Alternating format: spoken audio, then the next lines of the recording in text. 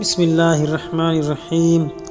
فَإِذَا جَاءَتِ الطَّامَّةُ الْكُبْرَى يَوْمَ يَتَذَكَّرُ الْإِنسَانُ مَا سَعَىٰ وَبُرِّزَتِ الْجَحِيمُ لِمَن يَرَىٰ فَأَمَّا مَنْ طَغَىٰ وَآثَرَ الْحَيَاةَ الدُّنْيَا فَإِنَّ الْجَحِيمَ هِيَ الْمَأْوَىٰ وَأَمَّا مَنْ خَافَ مَقَامَ رَبِّهِ وَنَهَى النَّفْسَ عَنِ الْهَوَىٰ فَإِنَّ الْجَنَّةَ هِيَ الْمَأْوَىٰ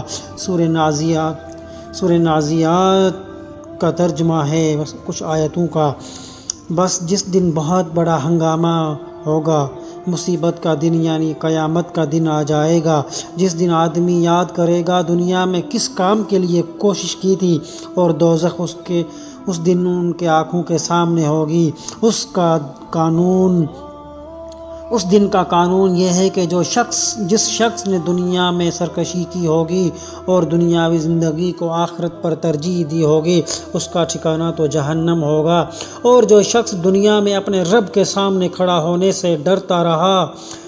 اور نفس کو حرام خواہشوں سے روکا ہوگا، بس جنت اس کا ٹھکانہ ہوگا۔